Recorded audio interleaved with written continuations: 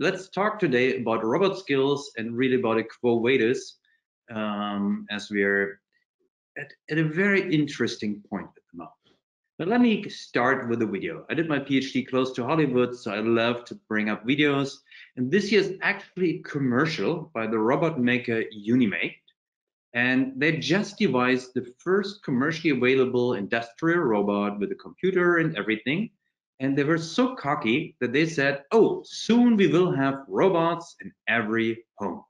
So they made this video, and it's obviously totally staged. The robot is kind of too large for any home, but how they programmed it is actually very, very standard, right? I mean, they used some form of interpolation for desired trajectories. They had some low-level feedback control.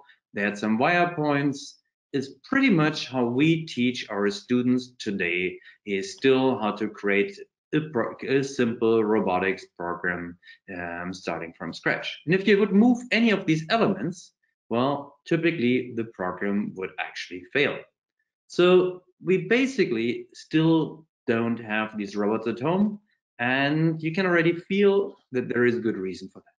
But let's ask this question: why don't we have such robots?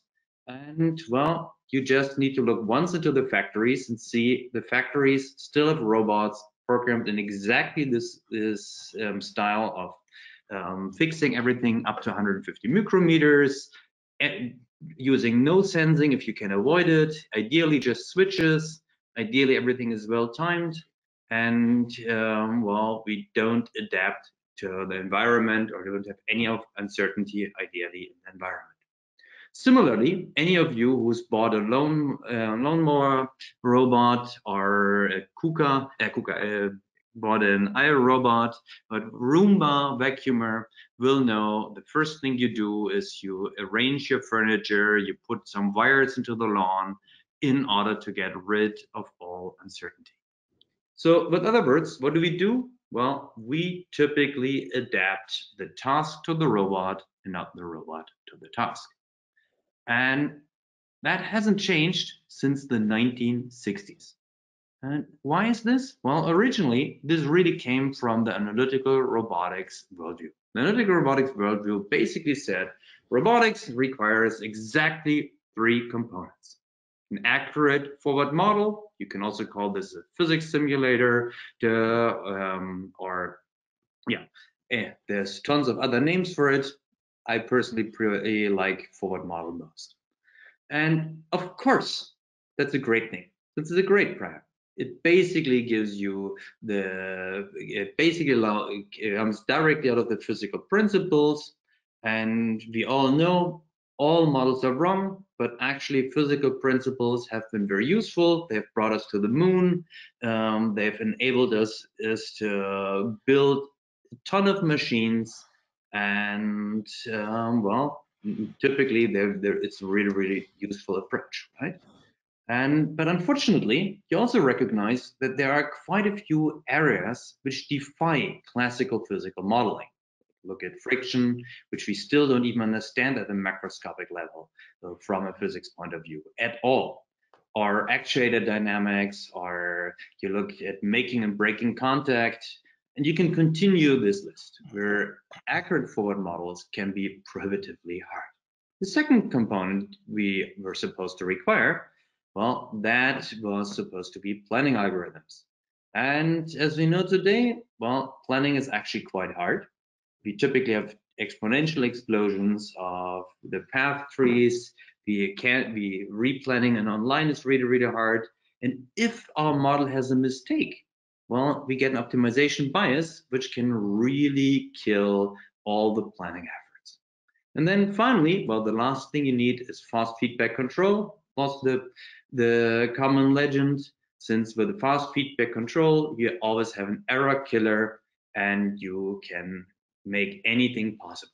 But we of course today know this gives you very stiff bodies, just like the industrial robot arms, which if they would hug you would directly kill you, and which also makes it really, really hard for you to create robots that well, are doing something very agile, something very energy efficient. And so To me, back as a student, it felt like the wrong thing to do. And back then, I really, really wanted to do robot learning. And the people who had the analytical robotics view basically called me many times stupid because we would never need learning. Now, this time has passed, and we are really in a new era of robotics. With this new era of robotics and AI, suddenly is in the deep learning world. And unfortunately, now, before I always felt like the odd man out by saying, oh, I want to do learning. I think learning is the key for creating solutions. Now we're suddenly at the opposite extreme. Since suddenly it's like, oh, all we need is deep learning and end to end.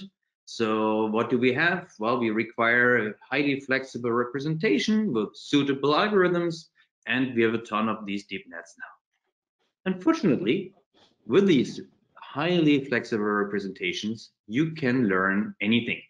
That also means that you have physically implausible solutions and that you end up with things which you probably should never do. And even worse, the optimization biases, which we already saw during planning in the analytical world, they of course are much, much worse when you're living in the deep learning world. And finally, well, we have very, very little insight into the solution once we have one. Then next thing you require is lots of data. But unfortunately, robots live in real time, so we don't have millions of people putting pictures on Facebook, but instead we have very, very few episodes. We need a fast state action stream where, well, we have a fast state action stream where we need to do some form of online learning. We are in the real world, so we have real damages, and well, physics simulators as data generators would just throw us back to square one, since then we could do planning. Despite that, of course, all of the deep learning people currently run around and say, oh, let's just apply deep learning to physics simulators, and then we solve robotics on the way, just as if that was really the difficulty.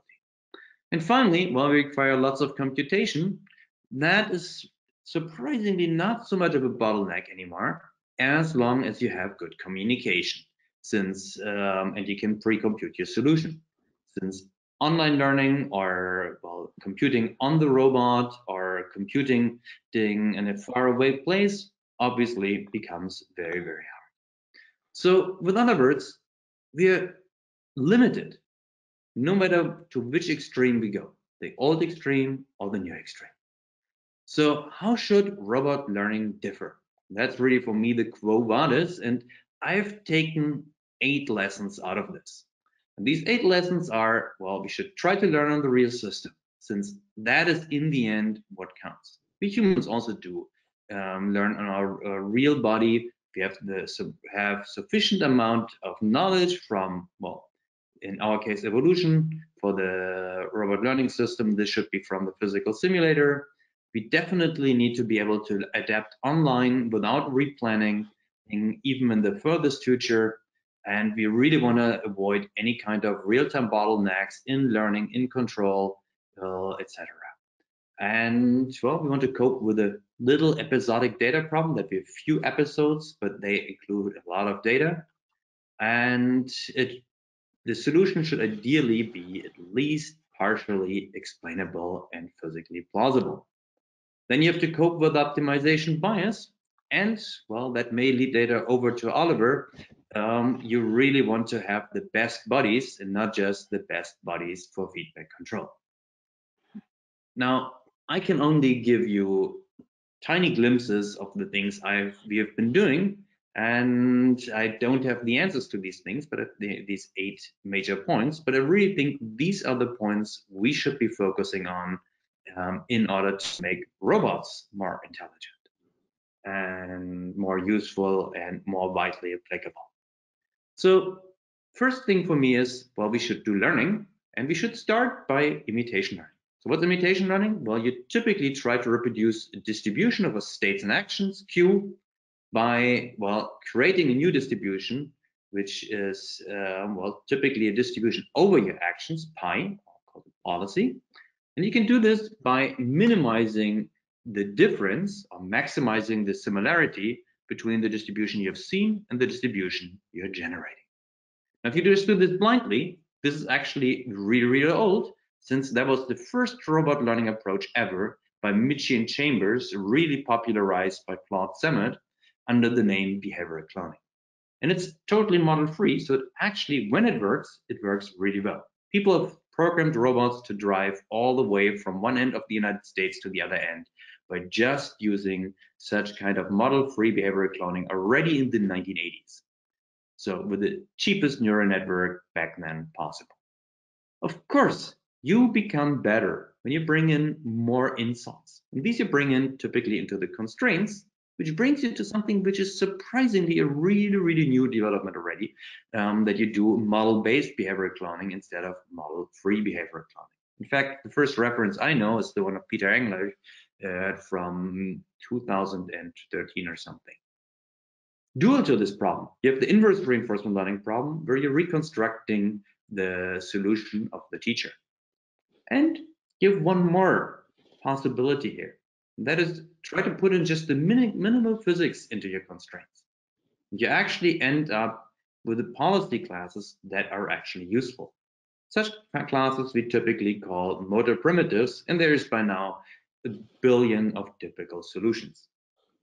Now, let me directly show you, as I really don't know how the audience looks like at all in this Zoom scenario. So I'll show you a really old example of learning a motor primitive. Here you see a ball on a string, and the robot is being taught how to, well, bring this ball into a stable limit cycle.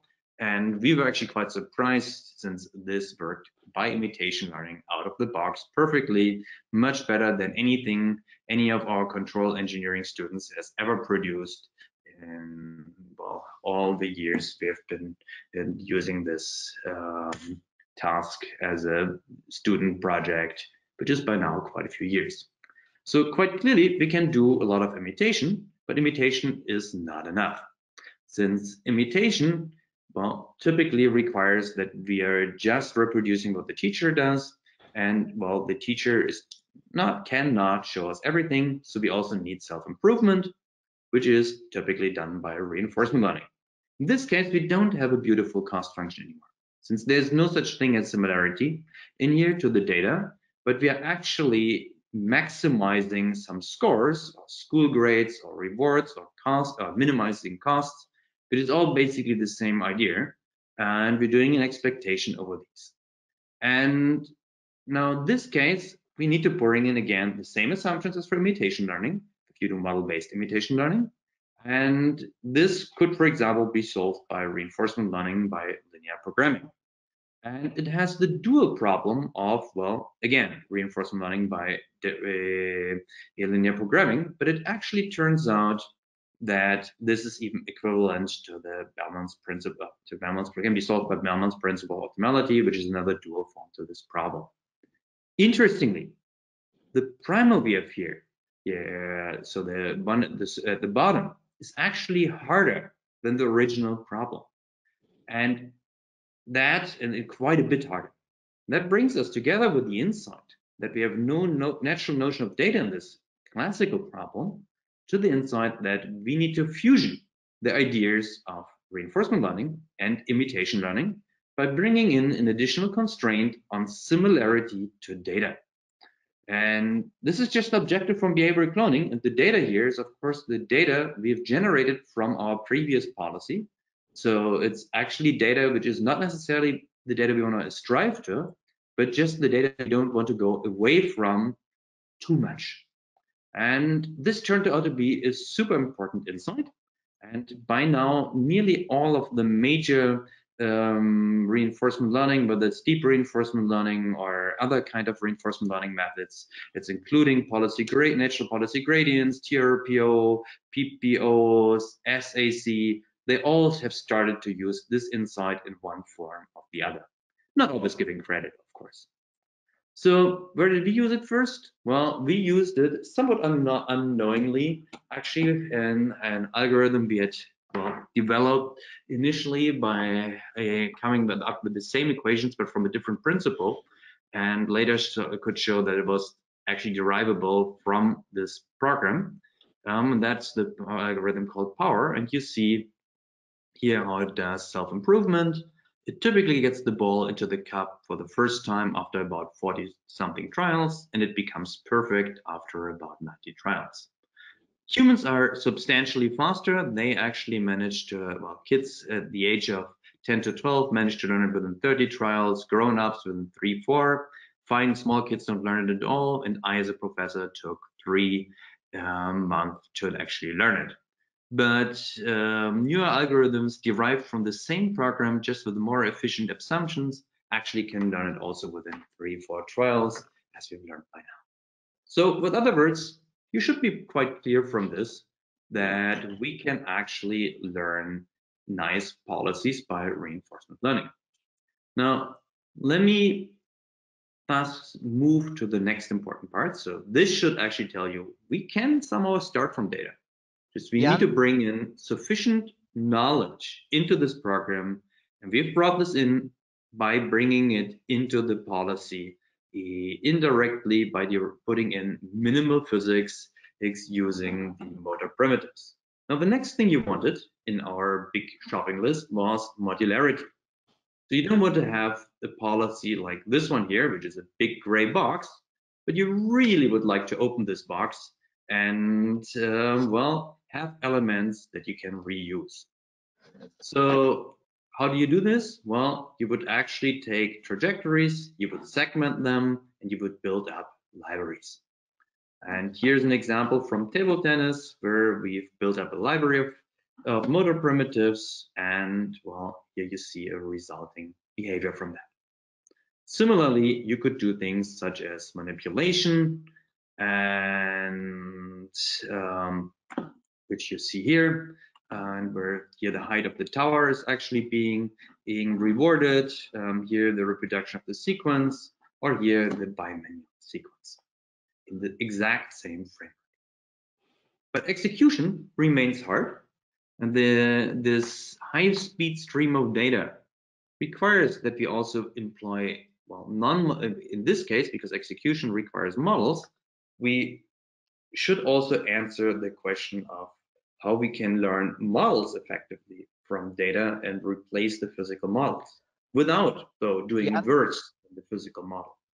Now that requires that we bring in the same physical insight and bring it just in to the simplistic form where we well, basically allow for features which directly encode allow for features which are arbitrary, but at the same time bring in the physics knowledge in form of the Lagrangian equations and energy conservation. Amazingly, this really gives us solutions which are better than things engineering solutions can come up with. So what you see on the left here is an analytical model. Obviously, this has a good plan and it works out of the box. But if you were acquiring the model, just the parameters of the model with an adaptive control approach, by doing online system identification, you would never get to the solution.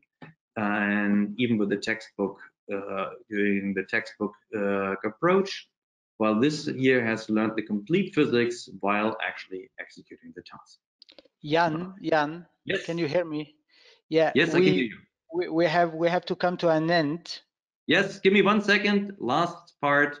Last point I just want to make: build bodies so that you can have high performance and don't destroy your robot.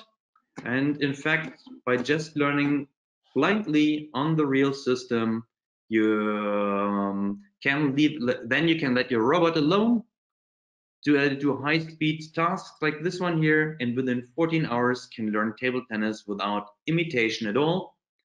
And yeah, this brings me to my lessons, which I didn't really fit into this talk. But start with imitation or find safe model learning methods for model-based RL. Build bodies for learning from scratch. Try to find the right programs so that the right optimization problems so that you can adapt online without replanning. Try to have modularized these parameterized policies, and well, bring in the right kind of knowledge in order to deal with physical plausibility and smart data reuse. And well, if you want to get at least partially explainable, definitely read Rudolf Ludikov's paper in IJR from last year. and study the optimization, the simulation optimization bias. And yeah, that, and build the best bodies, not the best bodies for feedback control. So with that, I can close and hope you have tons of questions.